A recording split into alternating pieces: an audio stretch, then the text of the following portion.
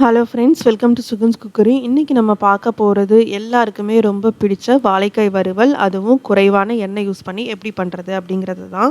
இப்போ வாழைக்காய் வறுவல் செய்கிறதுக்கு ஒரு பேனில் 2 டேபிள் ஸ்பூன் எண்ணெய் ஊற்றிக்கோங்க.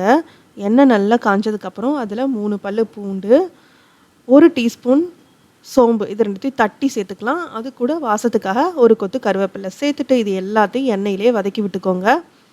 இப்போது ஒரு வாழைக்காய் எடுத்து அதை இந்த மாதிரி திக்னஸ்க்கு குட்டி குட்டியாக கட் பண்ணி எடுத்து வச்சுருக்கிறேன். இந்த வாழைக்காய் எல்லாத்தையும் இப்போ பேனில் சேர்த்துடலாம். இது கூடவே வாழைக்காய்க்கு தேவையான உப்பு, 1 டேபிள் ஸ்பூன் மிளகாய்த்தூள். நான் வீட்டில் இருக்கிற குழம்பு மிளகாய்த்தூள் சேர்க்குறேன். நீங்கள் குழம்பு மிளகாய்த்தூள் இல்லை வெறும் மிளகாய்த்தூள் எது வேணாலும் சேர்த்துக்கலாம். சேர்த்துட்டு இது எல்லாத்தையும் நல்லா ஒரு தடவை மிக்ஸ் பண்ணி விட்டுருங்க.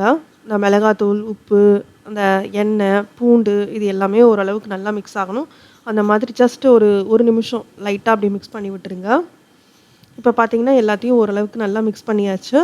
இந்த டைமில் வாழைக்காய் வேகிறதுக்காக கொஞ்சமாக தண்ணி விட்டுக்கலாம். நான் இந்த டம்ளர் ஆட்டி ஒரு 1/2 டம்ளர் தண்ணி ஊற்றிக்கிறேன். ஸோ பார்த்தீங்கன்னா இதுவே உங்களுக்கு கரெக்டாக இருக்கும். ஊற்றிட்டு இதை லைட்டாக ஒரு தடவை மிக்ஸ் பண்ணிவிட்டு மூடி போட்டுட்டு ஒரு 5 நிமிஷம் சிம்மில் அப்படியே வச்சுருங்க. எதுவுமே பண்ண தேவையில்லை. இப்போ 5 நிமிஷத்துக்கு அப்புறம் ஓப்பன் பண்ணி பார்த்தீங்கன்னா நம்மளோட வாழைக்காய் முக்கால்வாசி வெந்துருச்சு. இன்னும் கொஞ்சம் தான் வேகணும். இனிமேல் நம்ம மூடி போட்டு மூட வேண்டிய அவசியம் இல்லை. ஜஸ்ட்டு இதை லைட்டாக அப்படியே பரட்டி விட்டுக்கிட்டே சிம்மில் வச்சுருந்தோனாலே போதுங்க. ரொம்ப நல்லா வெந்துடும்.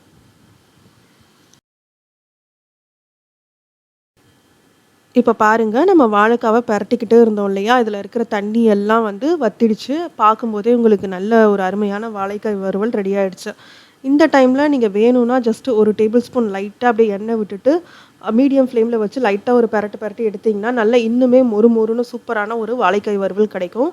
அது உங்களுடைய விருப்பம் தான். நீங்கள் வேணும்னா இந்த டைமில் எண்ணெய் ஊற்றி பண்ணி சேர்த்துக்கலாம்.